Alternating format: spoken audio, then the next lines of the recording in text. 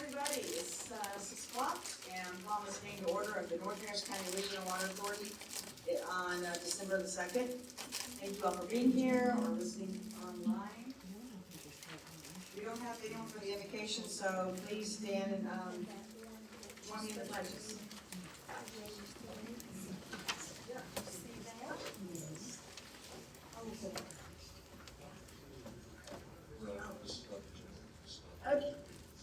Okay, so sorry guys, we're on the public hearing first. In the front. Okay. Okay. The public hearing on proposed amendment to the authority pricing policy to increase water and pumpage rates by $1.15 effective January the 1st, 2025. Sorry about that, everybody.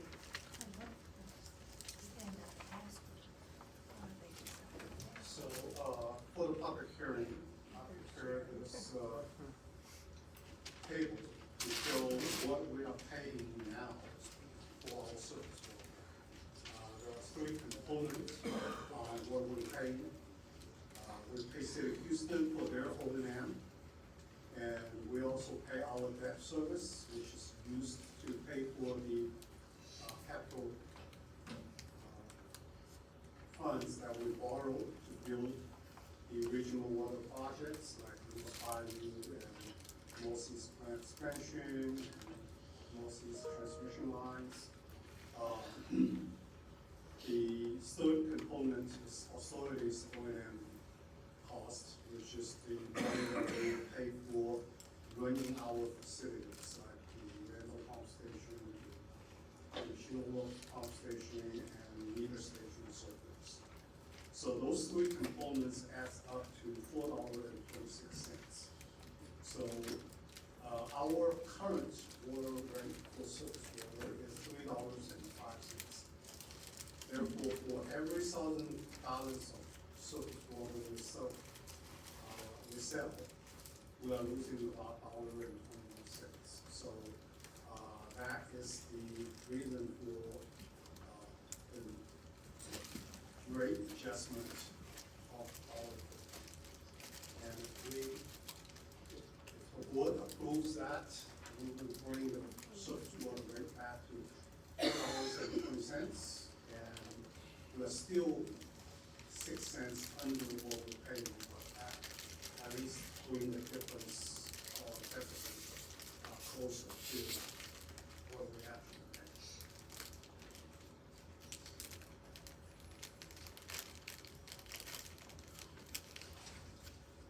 And this is a public hearing, so anybody in the audience who wants to speak can just come up. Sure.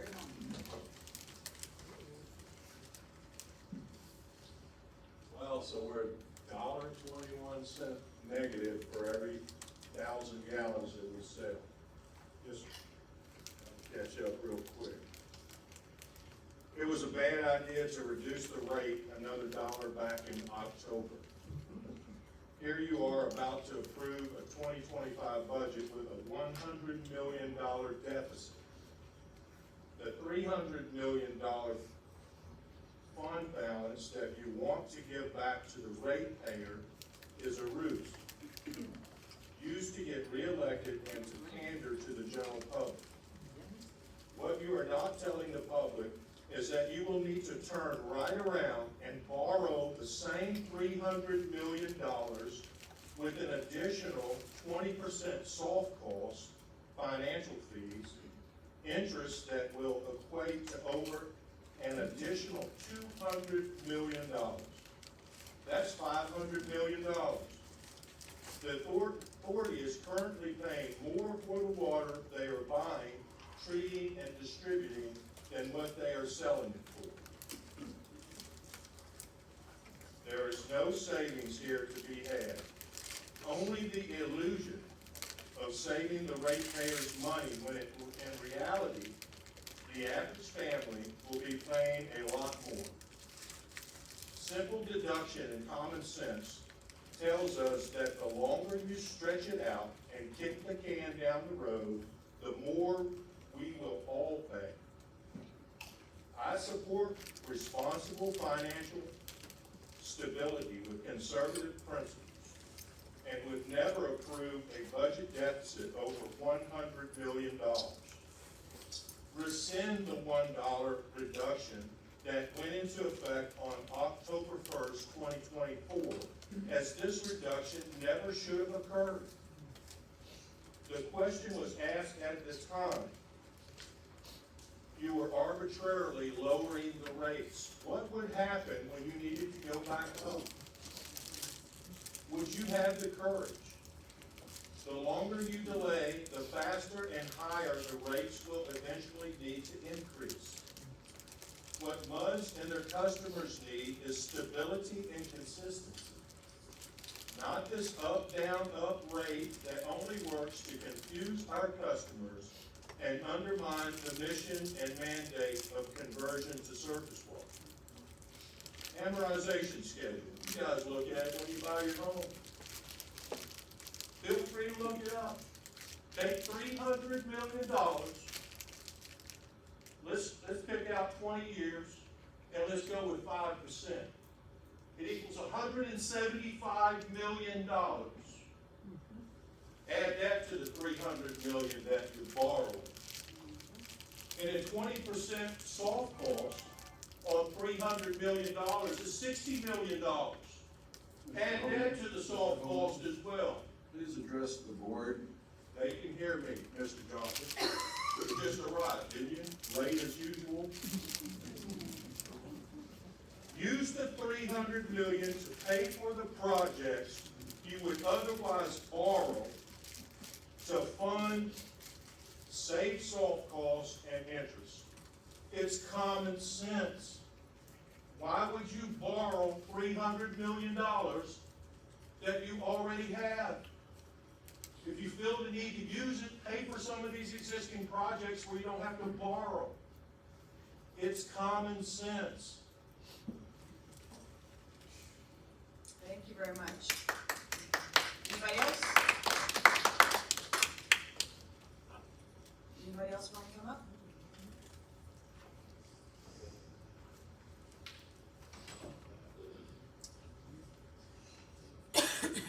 Okay, well, that concludes our public hearing. Thank you very much. And next, we're going to be moving on to our regular meeting. Okay.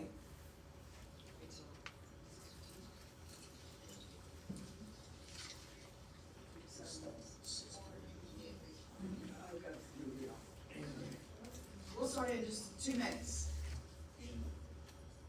For the record, who called the special meeting? The statute called it a special meeting. It's a special meeting required by the statute. It's not a meeting that can be for two directors to call. That's what your rules say, and they're in conflict with the statute.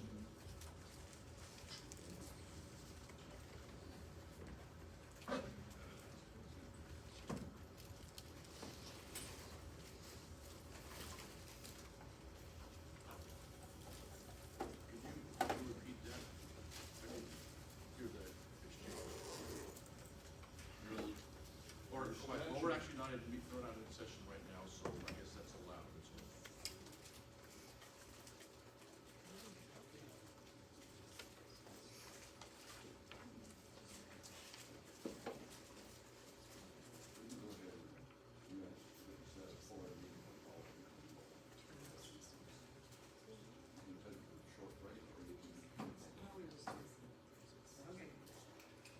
Okay, good evening, it's 6:10, and I'm calling on a regular meeting to order of the North Harris County Regional Water Authority. So, please stand for the pledges. I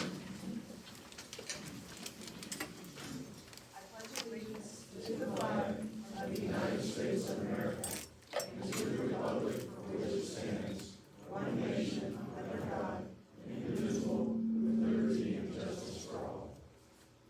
Now the Texas pledge. On the Texas flag, I pledge allegiance to thee, Texas, one state under God, one and indivisible. Thank you very much.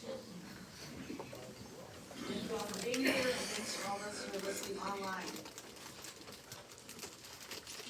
Our next item is public comments, and we have Mr. Jerry Holman.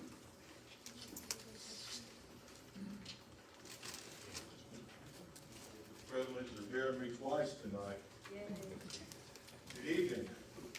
At the November 18th North Harris County Regional Water Authority meeting, we witnessed Director Fessler in a written statement read aloud expressing concerns of open meeting violations, walking quorum, concerning multiple meetings with Director Barker that included Director Ramsey, related to contract discussions with the authority's general manager, June Chang.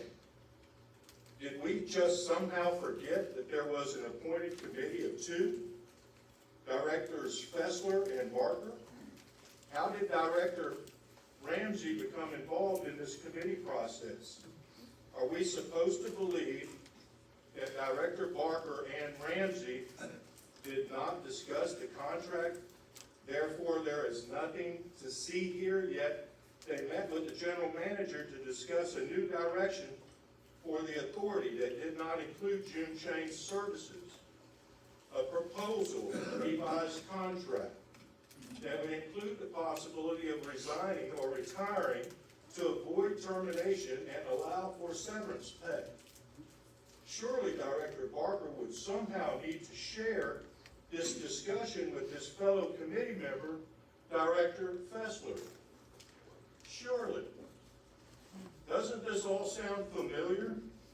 As this is not the first accusation of open meetings violations, questionable impropriety related to professional service contracts, and concerns of conflicts of interest, all alleged by members of this body, of the elected officials, staff members employed by the North Harris County Regional Water Authority, and by multiple members of the public.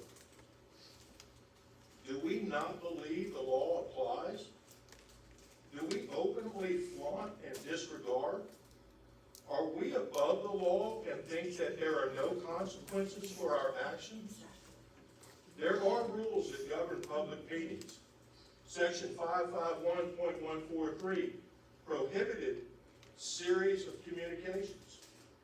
A member of a governmental body commits an offense if the member knowingly engages in at least one communication among a series of communication that each occur outside of a meeting authorized by this chapter and that concern an issue with the jurisdiction of the governmental body in which the members engaging in the individual communications constitute fewer than a quorum of members, but the members engaging in a series of communication constitute a quorum of members.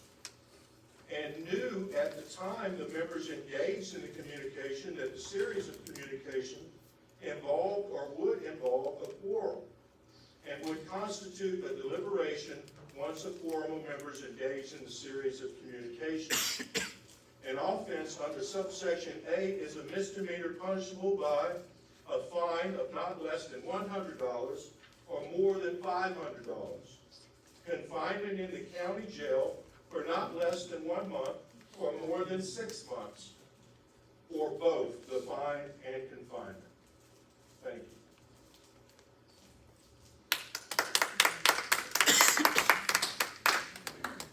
Quorum, please.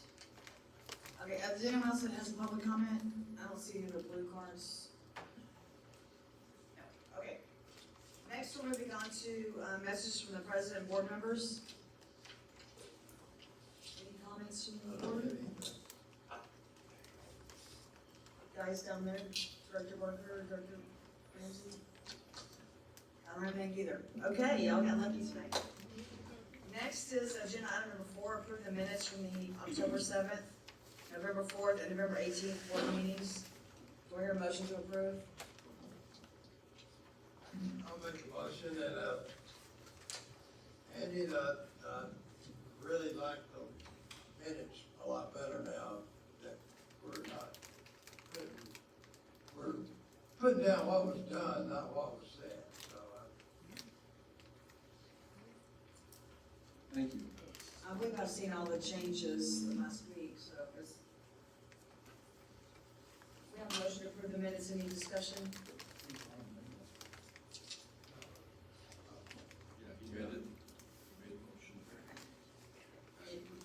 discussion?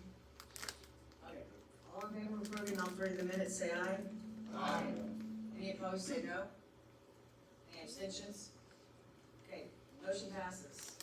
Thank you, members. Agenda item number 5, adopt the proposed budget for fiscal year 2025 ending December 31st, 2025.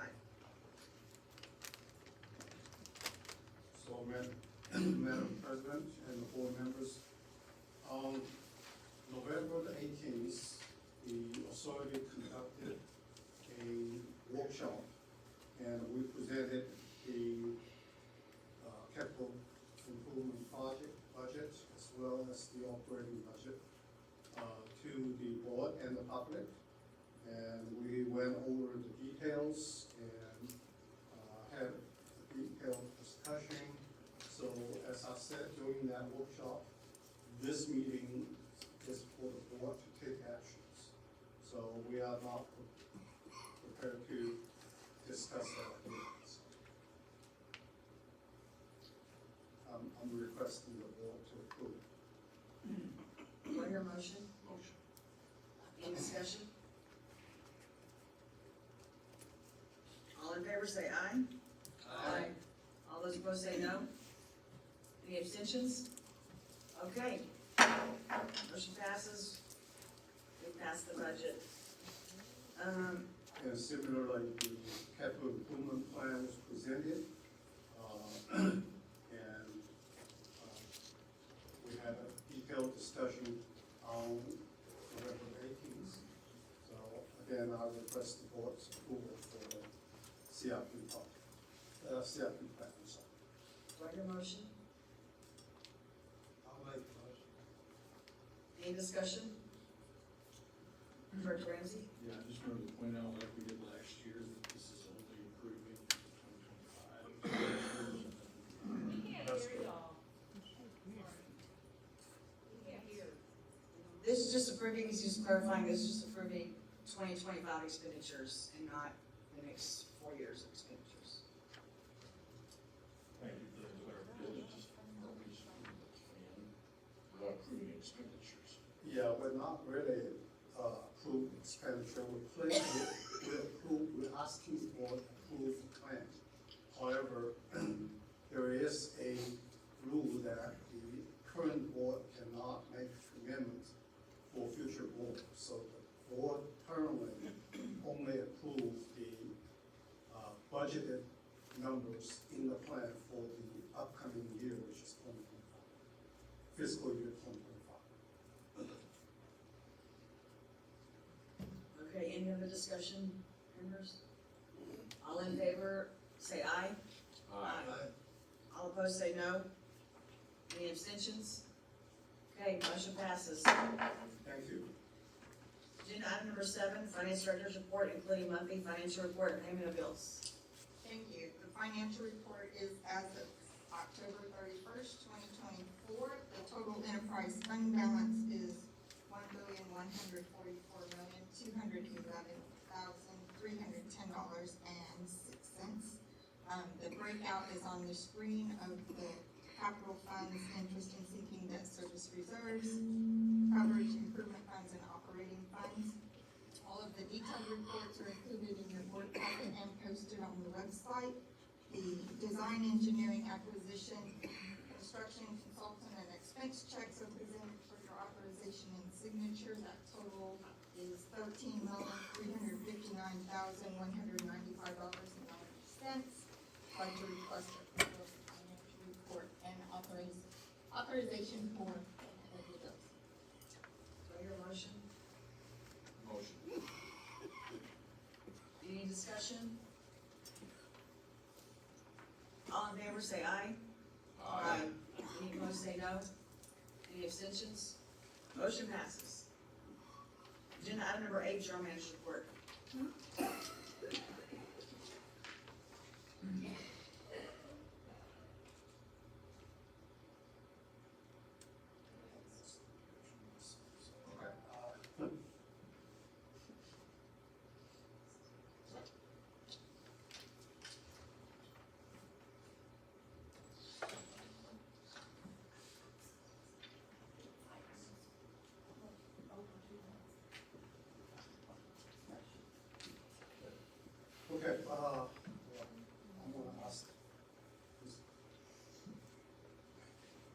Mr.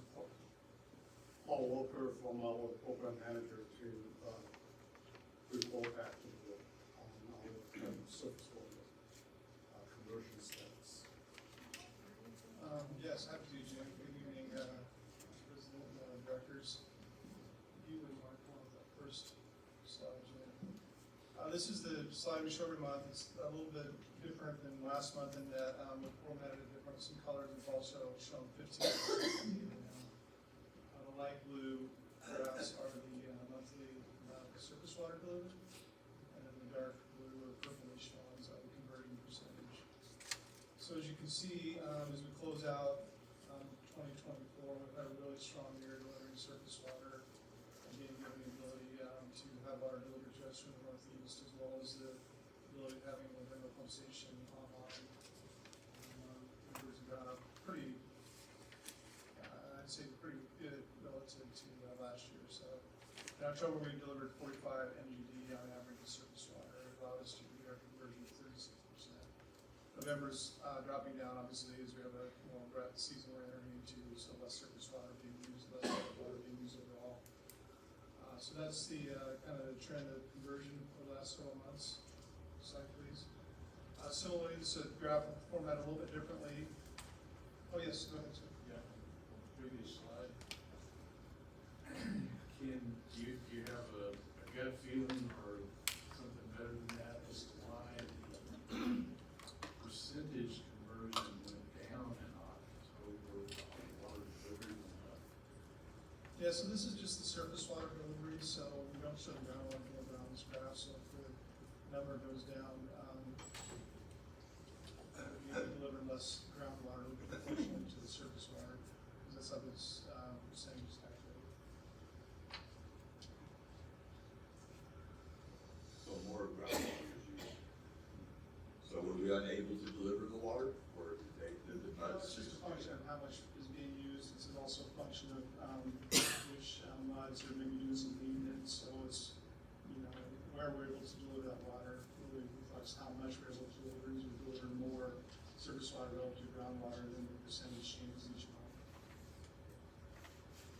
So the percentage and the amount in October showing on this chart usually indicate that in October, there's more pumpage, both surface water and groundwater. So percentage, conversion percentage did not increase even though the surface water delivered increased. I think if you compare October 24 to October 23, our conversion went up relative on a yearly basis as well as how much surface water we use. So that's a good news story. And then again, this shows it more on a running annual basis. So the green represents 5 years worth of running annual average on percent conversion.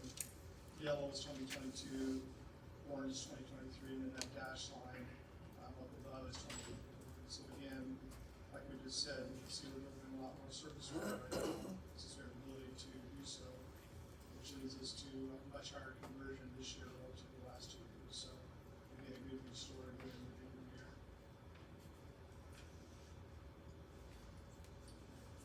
So those are our two graphs we have this month to show you. Answer any questions. I've got a question. Who decides when we've converted to the 80%? And does the population growth, does that affect, when will we reach that mark? We're required to reach the mark 80% of 2035 on the GRP basis.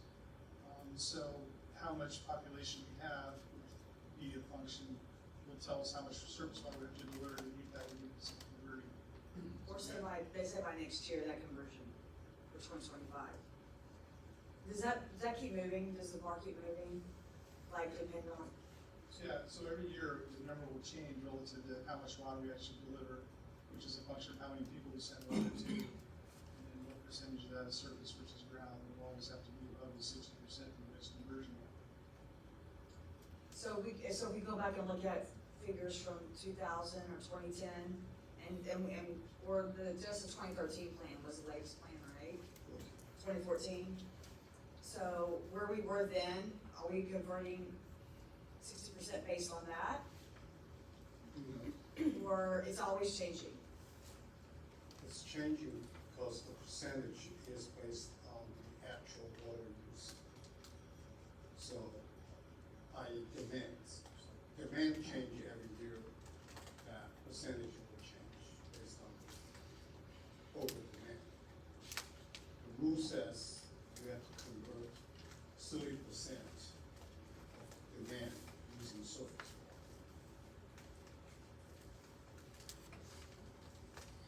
So the total volume of surface water will change every year depending on how much demand we have that year. So, but if there's more wells put in, and more groundwater being used in other areas, We would have to make. We have to get some more surface water to make up. so that keeps moving. Yeah, there's several knobs that always move in this equation to calculate your conversion components. Kinda not really fair though, is it?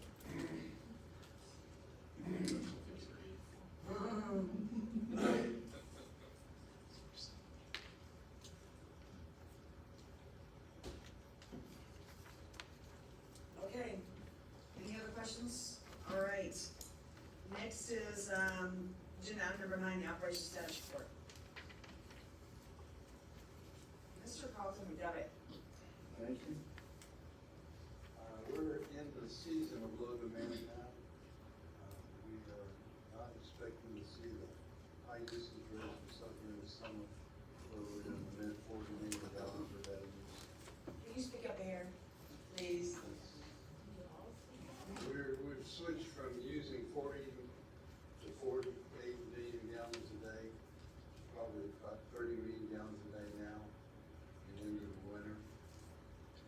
That's gonna continue until we get to the drier, warmer months, probably that. Let's see if the big demand show up. It's been a rather uneventful month for operations. The most exciting things we've been doing have been working with the contractors and engineers to get bring the pump station going. Wrapping up the final details on that with Mr. Simmons' team with the authority, consulting engineers for that. We're very close. And whenever that's done and we get all the pumps stabilized and definitively operable, we're gonna look at taking pump number 5 of the Shingle plant out, have it exact. We can't do that to the other pump station. Okay, Any questions? any questions from that? Okay, thank you very much. Next up is agenda item number 10, report from the Director of Planning and Governmental Affairs. Madam President, board members, and members of the public, don't really have anything other than, I guess, since we do have an RFQ out for lobbyists, I would just make a couple of just general comments about the 89th regular session of the legislature, which will begin on January 14th and run for 140 days, which is until June the 2nd.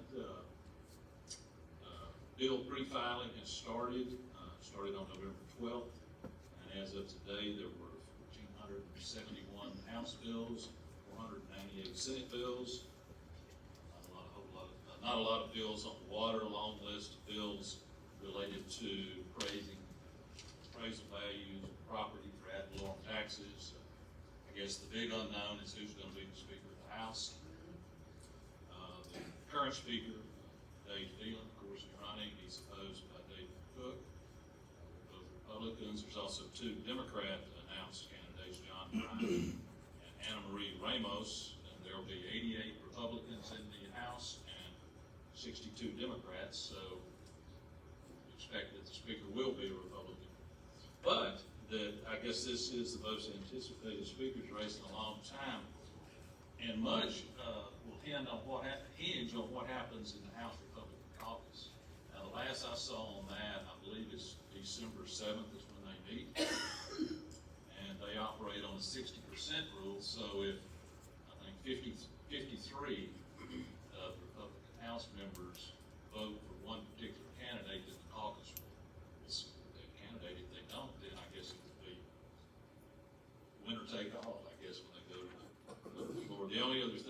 would say, interestingly enough, Tom Oliver's, I understand, is the caucus chair. So that's, of course, the House has a long history of minority party having a couple of committee chairs. Phelan probably will continue that, I would just guess. Who probably won't, so whether that continues, I'll be winning, so that's really all I would say. Look forward to it later on. And so you're keeping track of bills for us? Thank you. Most of the bills pre-filed literally on the first day, so.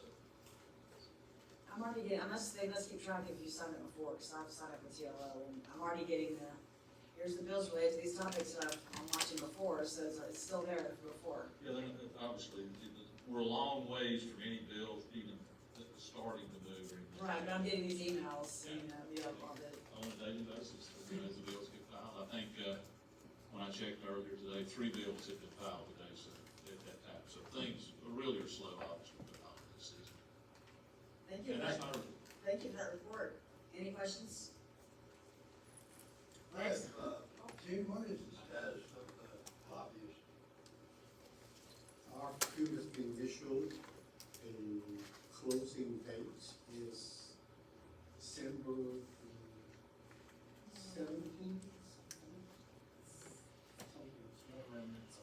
About 2 weeks out. Good. Okay, next up is a construction engineering update, including the update on the new expansion project. Yes, we can begin. The new continues to operate very well, between the existing plant and the new plant. They're putting out about 80 MGDs right now on average, 40 MGD out of each. We're still anticipating putting the next 80 MGD of production into operation. We're waiting TCQ approval, put water in the system, at which point it will then test the 80 MGD. Once it successfully meets that test, then it will be turned over to the city to operate. Anticipate that being December or January, somewhere in that time frame. So still on track to have another 80 MGD production here soon, and then the overall plan is still on track to be completed substantially at least by the end of 2025. So that's the status of the Northeast. Any questions? Any questions, board? Thank you. Okay, thank you very much, Mr. Walker. Next up is agenda item number 12, amendment to the authority procedure rules regarding reimbursement for trainings and conferences attended by directors, reimbursement for meetings with legislators or attorney or authority lobbyists in Austin, and to increase the maximum fees of office. This is the item that was mentioned by Director Graham at the last meeting, and we have prepared proposed amendments for you to look at and discuss. However, your procedural rules require a 20-day review period, which has not yet passed on the actual language. So if you wanted to adopt these items tonight, you would have to waive the 20-day notice requirement. So we need to move to suspend the rules. If you want to vote on it tonight, you can discuss it tonight. I'll be happy to review those with you.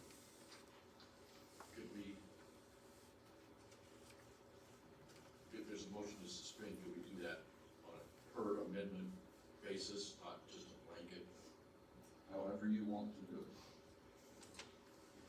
So just briefly, right now, your rules require that any director who wants to attend any conference, hearing, or meeting outside the Houston metropolitan area is required to have that approved by the board. That's what your rules say today. So the amendment that we are drafting provides prior to that, additionally, directors may attend meetings with state legislators or the authority's lobbyists within the metropolitan areas of Houston or Austin. So that would be a change that would permit you all to meet with lobbyists, So, and in addition, then the next change is that same rule prevents directors from attending meetings or conferences other than AWBB or TWCA or TWA as it is now known, which we will change in here, without advance board approval. So, the authority, so we've now provided that the authority will reimburse registration fees for local conferences, seminars, or training, provided that it's run by a credible organization and relates to the duties or functions of an authority director. Now that in itself means there's a judgment call, but I don't know how you get around the judgment call unless you want to approve everything. So that's the second amendment. I actually skipped the first one, which is in section 602, fourth line, changing the amount that you could get in any fiscal year from 10,000 to 12,000. And that would be in a fiscal year, which ends 12/31 of each year. So if we made that amendment tonight, it would be effective for this fiscal year. The next change is with respect to expenses for local meetings and other activities. And to the extent that you do attend another meeting or activity, that it would, you would be required as a director to make a report to the other board members regarding any attendance, seminar, conference, seminar, or training. You would have to essentially let the other directors know what you did and what you learned or something like that. In another district where I had this, we actually had written reports required. I don't know if that's what you all want. I doubt it. It could even be a one sentence. I know some directors would probably rather less is more. So those are the four changes that were discussed at the last meeting, however briefly. And so the choice tonight is to discuss what you like or don't like about it, or how you would like to tweak these, and for any that you would prefer to approve tonight, we would move to system rules. Okay, thank you very much. Do I hear a motion to suspend the rules for agenda item number 12? And What, for all of these? And approve It's these. up to you. Oh, all in one motion? Yeah. I'll Okay. make it. I've got a question though. Of course, I submitted this, but in the past 20 years, I've never done this before. And I noticed that first 22 years of the authority, we changed our rules about less than one time a year. In the last 2 years, we've changed them 6 times a year. That's like every 2 months. Why, I don't know, but we're changing the rules a lot more frequently than we did. Now, I got an email this afternoon from Josh in your office, wanting to know if I've notified the other board members of these changes, the 20-day requirement. I didn't know I was supposed to do that. I thought that was what you do. Well, that's not specific. Josh did this, I guess, in the last couple of days and distributed it as required. So where we are now is, you know, either suspend it and pass it, or we'll do it at the next meeting. Well, Director I've Graham? already made the motion. You made a motion I'm to talking about for future changes, if we're required to do notification, that I suggest that your office send out that notice, right? Well, sometimes we have, and other times the directors have done it, so it's on, it's, however. You get into this open meetings thing with emails, and I think it'd be better coming from you. We have to. Email, I think you might mean, sometimes the director will go ahead and they know at the meeting before, and they'll go ahead and mention it then. That's the advance notice, so. Okay, so Director Graham has a motion to suspend the rules and approve agenda item number 12.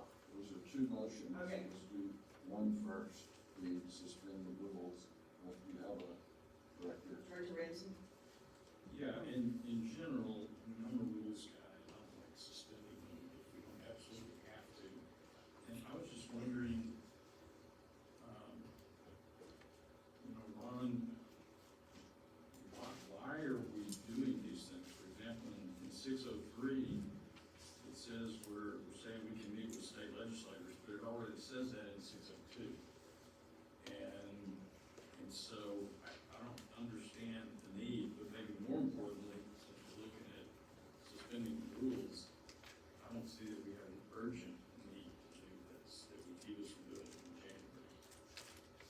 Because I'm I already don't at these think- events, this is why I'm sure he's doing it. I don't think that was in here before. Yeah, it's up there. It is in 602, and, but then there is also a prohibition on going to conference hearings or meeting outside of Houston. And this is making it very clear that you can attend those meetings. Again, this is the first time I've seen this, and I just don't think we ought to rush it. Well, the reason I put it in was because we had, I believe it was you, went to Austin a couple of years ago to meet with our lobbyists and legislators on the bill that we had, and we had to approve your trip because it wasn't in our route. Remember that? No. I remember going to Austin a number of times, but. Melissa went through some training, and that's not in our rules, so we had to approve her training that she had already done. Both of those cases were after the fact. So those are the two reasons for those changes. I appreciate all this, Director Graham. I appreciate all the edits y'all, our attorney's office did. So Director Graham, you made a motion to suspend the rules? Pardon? You made the motion to suspend the rules then? Would you be open to splitting it up? Director Ramsey would like more time to consider the first one. I think the second one is actually self-explanatory. So, well, It's actually all. well, but yeah, all you got, I mean, that's 10 to 12. That's pretty self-explanatory to me. I think, if I remember correctly, Okay. We have a motion on the table to suspend the rules. Okay. the last rule change was made by somebody on that end of the table, and we suspended the rules to do that about 4 months ago. That I remember. I don't remember what the rule change was, but the last rule change we made, we suspended the rules. I think Director Graham just trying to help all the directors on this. We've got a motion on the table. Any other discussion? Okay. All in favor of suspending the rules, say aye. Aye.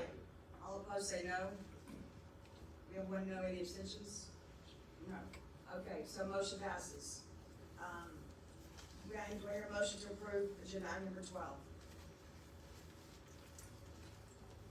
I'll make the motion. Okay. Any other discussion, Director Parker? So on the first part, if we're gonna do this, let's just do it to follow the law. It's already set at 13,250, that's what the MUDs are getting, let's just set it at the law, so we don't have to have this discussion all the time, we just follow the law. The law is $221 $21 a day, is that right?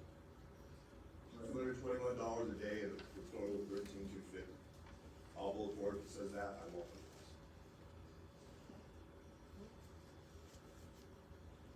Then I would change it instead of $200 a day, $221 a day, I would say the amount authorized by law, Correct. which is the amount a legislator gets for a day of service. So we're not talking any dollar install days, Not a the dollar maximum amount. allowed by law, basically. Okay, is that amendment? I think. That's just his discussion and what. I'll make an amendment. I move that we change it to the fees to be to match the law. Okay, so we have a motion. Are we gonna vote on your amendment? I'm assuming so. Okay, let's vote on David's amendment to change it to, instead of 10 to 12,000, to follow the law. All in favor of approving Director Barker's amendment, say aye. All opposed, say no. Any abstentions? Okay, motion passes. Now we're gonna vote to, on agenda item 12, amendment to the authority procedure rules regarding reimbursement for trainings, conferences, and attended by directors, reimbursement for meetings with legislatures or authority lobbyists in Austin, and to increase the maximum fees of office, according to the law, not what's on this paper. Why, do we have a motion on that already? Who's got the motion? Okay, okay. We have a motion, so any other discussion? I still think the non-urgent thing should be delayed. Okay, all in favor say aye. Aye. All opposed say no. Any abstentions? Okay, motion passes. Next up is agenda item 13, amendment to the authority pricing policy to increase water and public rates by $1.15 effective January 1st, 2025. Who would like to go? I would like to say, I really wish we had this rationale for rate adjustment that was given out tonight. I wish we had this 3 months ago. And I wish that, I believe after we made the rate reduction, our attorney's office said, we shouldn't have made the rate reduction, so that was after the fact. I didn't say that, I said there was a strong belief in our audience that we shouldn't have done that. And there was a clue. So I'd like to hear, Mr. Howell said last meeting that this was sustainable for a year. I know I want something sustainable personally, I think the majority of the board does too. The last time we did this, we heard it was sustainable for like 4 years. That was before we did another dollar decrease. So, what's the rate of water from the city of Houston?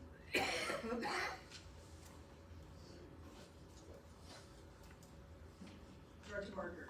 So I'd like to comment on the rationale for rate. This is exactly what I wanted to happen. This was exactly allowed us to actually make a dent in the $278 million we don't owe. That was the reason I did it. It wasn't for by-election, because I wasn't elected this time around, and I was the one who's been pushing this the hardest the entire time. That money does not belong to us. That money has been overcharged over the last 20 years. It needs to go back to the payers. It needs to go back to the payers that live here now, not back to the payers that live here 20 years from now. That's my comments on that. So I'll make a comment on that comment, which is that these were not overcharges. Nope. We sold a boatload more water that year, and it increased the revenue substantially. We didn't raise the rates to get to people in a hot year. They just bought more water, and it increased our revenues. We're gonna be needing that money.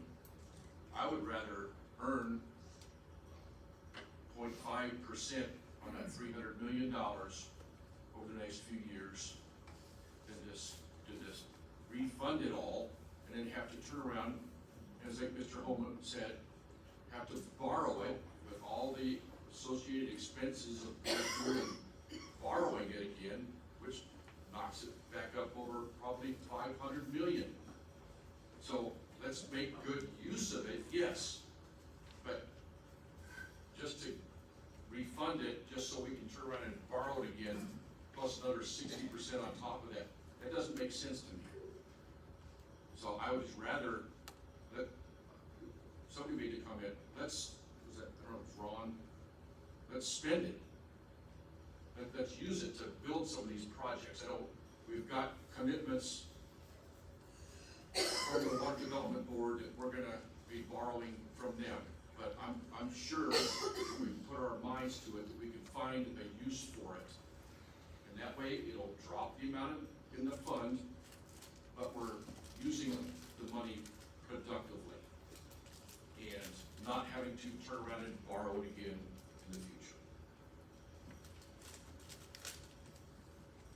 You mentioned, Professor, you mentioned using it for projects. I actually don't know that we can afford to use it for projects, can we, Mr. Chang? Because with the rate decrease, if we're under now, it just kind of goes away in 2 years anyway, or is that for using it for projects? John, won't this maintain our rate for what, next 2 years, 3 years?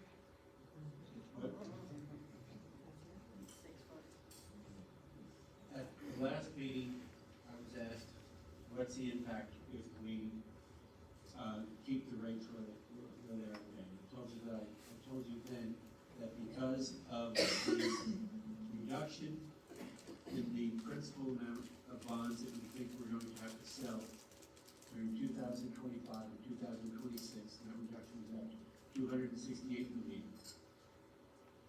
that I felt like you could keep your rates, those rates in place during 2025. In order to do that, in order to satisfy your rate covenant, we are going to have to use approximately $30 million that's presently in the improvement fund.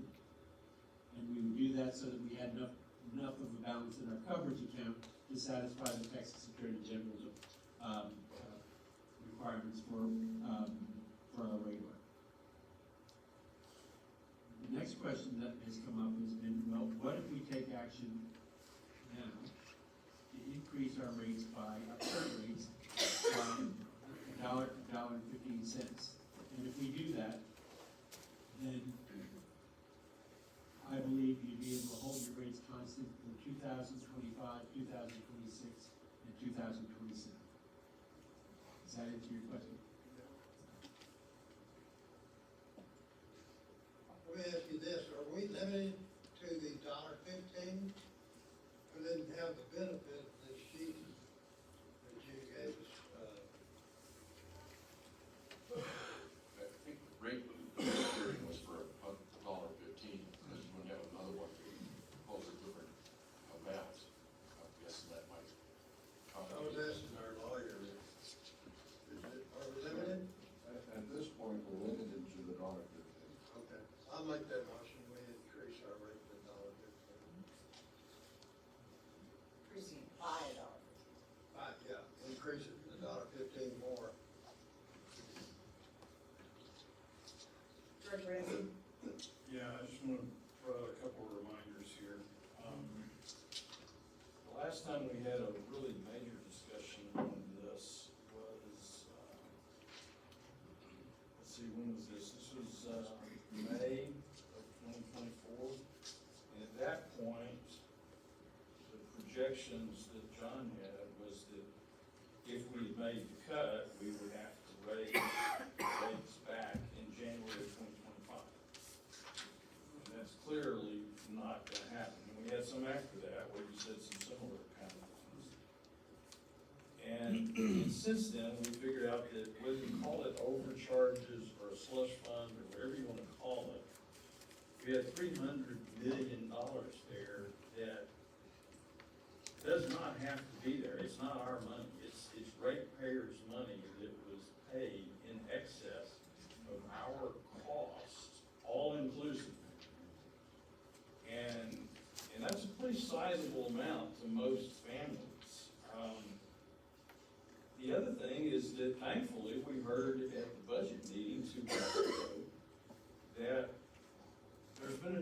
$200 million less of what we need to borrow. So just in the last 6 months, we basically got about $500 million that's essentially extra. We borrowed too much last year, and we've got $300 million that had been collected too much over 10 or 15 years. And I think with the fact that we've got this $500 million excess sitting there, in addition to the roughly $600 million in the capital budget excesses that are sitting there as required by law, I understand all that I don't think the average ratepayer would take very kindly at all to raising the rates 2 months after we cut the rates and 2 weeks after our financial advisor said we don't have to do this for at least a year.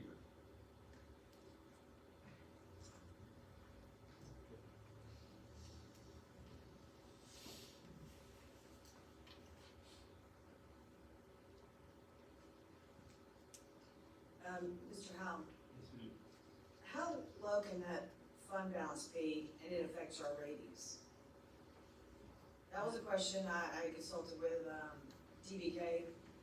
I asked him, and he said we need to be concerned if our ratings are gonna go down, if that balance gets too low. Well, your balance is, your rating's not gonna be impacted, if you were to use $30 million right now, to support your coverage fund.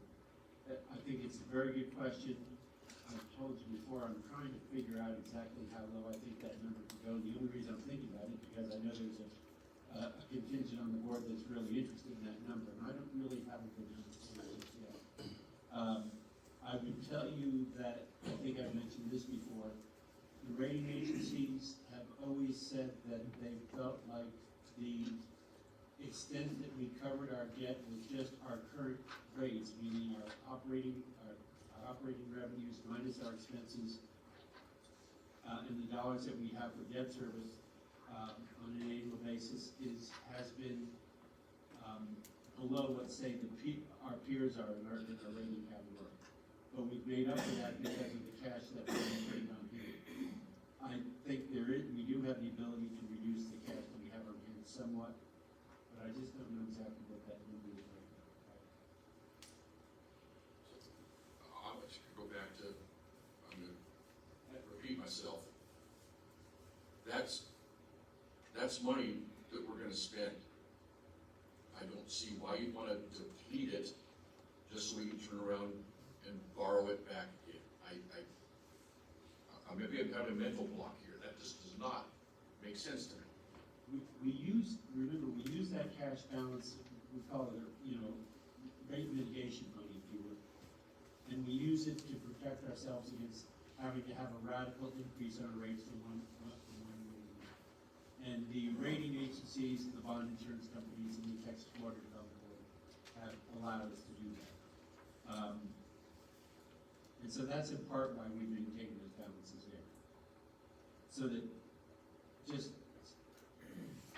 we keep those balances there because we've had some uncertainties as to exactly how much money we're gonna have to borrow from one year to the next. And so in order to make sure we didn't have a radical increase in rates, that would be, I don't know, $1 from one year to the next. That's why we maintain that cash there. Typically our rates, I don't know exactly, but I think generally if you look back in the past, if we've increased our rates from one year to the next, that those rate increases have been something along the lines of maybe several years of 25 cents, maybe 45 cents, maybe 50 cents, something like that. And so that's, if we're going to go to a program where we're not gonna have as much cash on hand, then we're probably gonna be staring at years where we're gonna be increasing our rates, more than we would typically. And I think that shows in some of the graphs that we presented recently. You said that we're gonna have some years where we're gonna be increasing our rates by 75 cents. I think we've shown some where we're gonna be increasing rates by 90 cents. And that's a little bit more than we've ever increased increase rates in the year.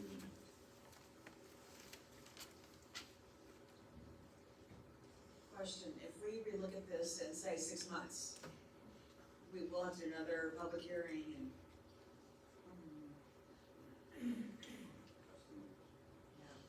Yeah, I think that's probably a pretty good idea. I think that's a very good idea, especially if you're gonna go onto a program where you're gonna be,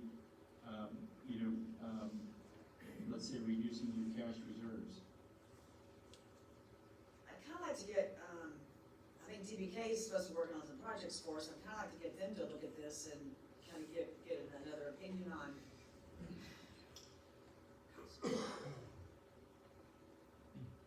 That's the one we approved, like $20,000 to do a few financial, with our finances. Just a few months ago. Now, what happened to that? I think he's, working on something, hasn't been able to present anything yet. Have you talked to him, Director Ramsey? No. I'd kinda like to get, his opinion, he did tell me, we need to be sure, we're not hurting our rating. I definitely wanna keep things consistent, I don't have to go back up, like, I'd rather not be doing this now, and I'd rather not do it in a year, I was hoping we could sustain this for a longer, Director Ramsey, go ahead. I have a real disconnect, Kelly, with the idea that you're gonna increase rates dramatically in order to keep a cushion so that you're not changing rates. And this increase represents 44% increase over current rates. Now granted, a year or 2 or 3 down the road, we may be looking at doing something like this. But like John pointed out 2 weeks ago, we're not right now. And the models so far have been turning up in our favor. Director Rowell got a printout from Cindy, I believe, on what the improvement fund has done over the years, and it's been remarkably stable. And I believe, John, correct me if I'm wrong here, but you said at a prior meeting that there's no statute that requires that we even have an improvement fund. And I'm not saying we should go to 0 on it, I like having a cushion too, that's just good conservative financial principles, but does it have to be almost 3 times our annual operating budget?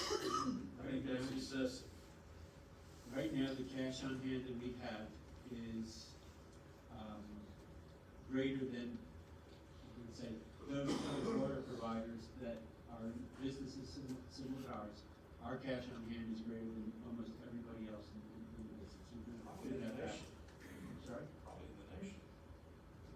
That's what I'm talking about. I'm looking at water providers nationwide. So, we just approved a budget that's basically what, how many million? $100 million, Yeah. right now. In the hole. Yes, sir. And we're gonna, we're losing $1.21 per thousand because we're paying more for the water than we're getting. So we're already hitting that 300, that fund, if that's where we're gonna get the money. And so we're already seeing, I'm seeing in my mind, depletions of that fund. Because we had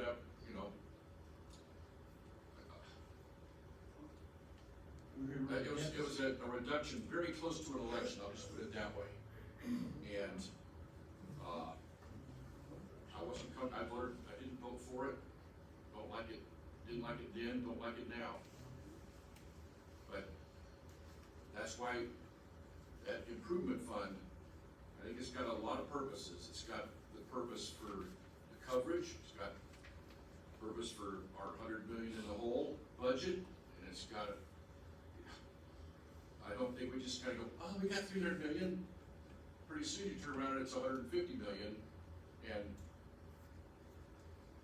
then our cushion is gone. And it's also there, as you said before, so that it can be used to finance projects out of your hip pocket as opposed to bond financing projects. That's what I'm saying. I'd like to comment, when is the last time the authority's ever done that? When was the last time the authority ever spent money that they had instead of getting one. I'd like to hear one instance. Over 20-some years. Okay, David, Director I think, part of the rationale has been that when the projects that we are financing are projects that have a long useful life. And so when you use cash on hand to finance a project that's gonna last 30 years, you're asking the people that are here today to pay for those projects. And those are projects or assets that are gonna benefit the people that are going to be living in the community for the next 30 years. So, I've said before, I think you can reduce the cash that you have on hand. I don't think you should reduce it to zero. Mark's right, there is no statutory reason that you have to maintain an improvement fund, but the way we've been operating here before is that that fund serves a purpose. It also cushions our rate and makes our rate stable. Once that cushion is gone, there's nowhere direction for the rates to go up, other than up. I mean, there's, That's right.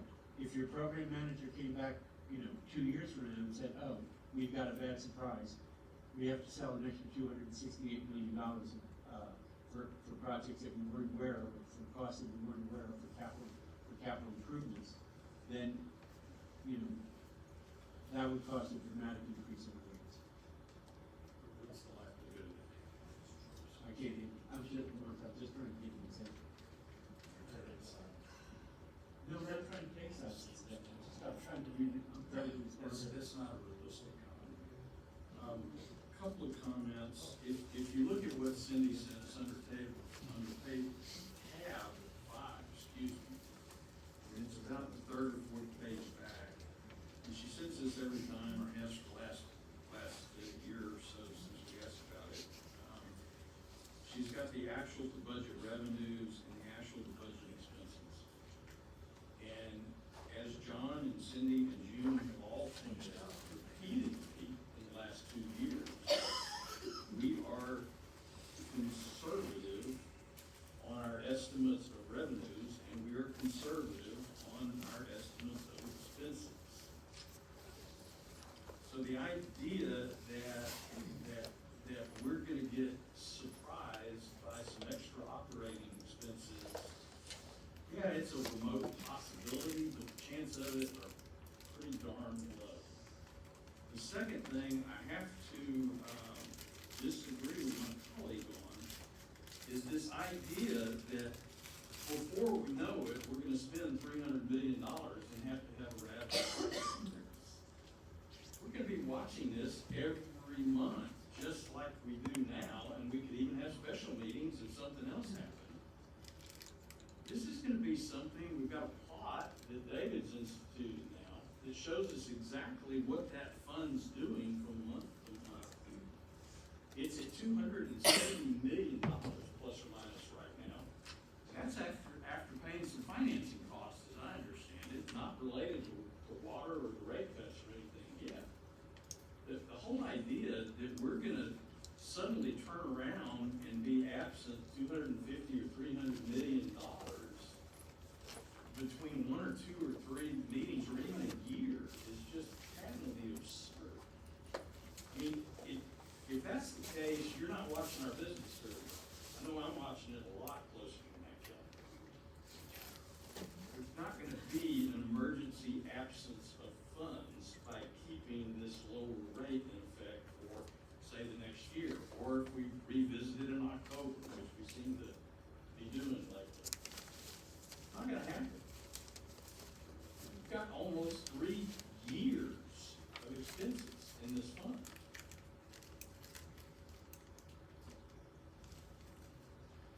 Great points, directors. That we are selling it for less, that is not sustainable, but, I'm hoping we can keep the rates the way they are for the year. I know that my directors are wanting to know if they haven't lowered the rates yet, they want to feel confident, can they do it? you know, cause they're gonna get heat in a year or less, if, when we ever do go back up, they're gonna get heat from it. So I know they're wanting to feel confident, so I know the more we're confident in what we're doing, they're gonna be confident in going and lowering the rates if they haven't already done it. Again, I wish we had this like 3 months ago. It's good information. I'd like to hear back from DBK and them reviewing, look at these numbers too, just to get, you know, an outsider's perspective, a third-party perspective.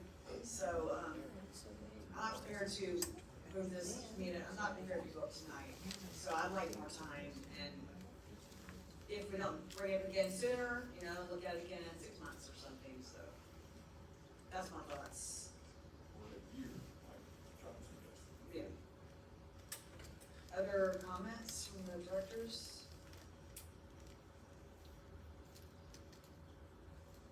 Okay, well, you've already got a motion to approve this? I believe. Postpone it if you wanna postpone it. Postpone it till next month or? What do you? All the questions. All the questions. Let's go ahead and have the votes. So we need to vote on all the questions and have the vote. I'll withdraw that. Okay, do we have a motion? I believe, did Ron already make it or not? Okay. Director Graham moved to, amend the authority pricing policy to increase water and pumpage rates by $1.15, effective January 1st, 2025. There's no other discussion. All in favor say aye. Aye. All those opposed say no. No. Okay, the noes have it.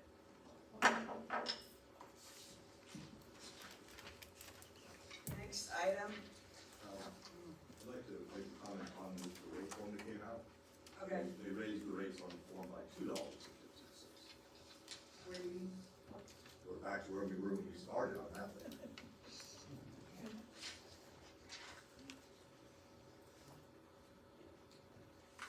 okay, I'll look at that after. Next is agenda item 14, board discussion of potential future agenda items. Anyone have anything? Next regular meeting will be January 6th, 2024. Before we adjourn, are we gonna? 2025? 2025. That's right. Okay. Go back Nobody put that on our agenda. to a very famous day in history. Are we gonna swear the directors in tonight? We did in January, right? Yeah, so the next regular meeting is January 6th, 2025, and if there's no objection, we will be adjourned at 17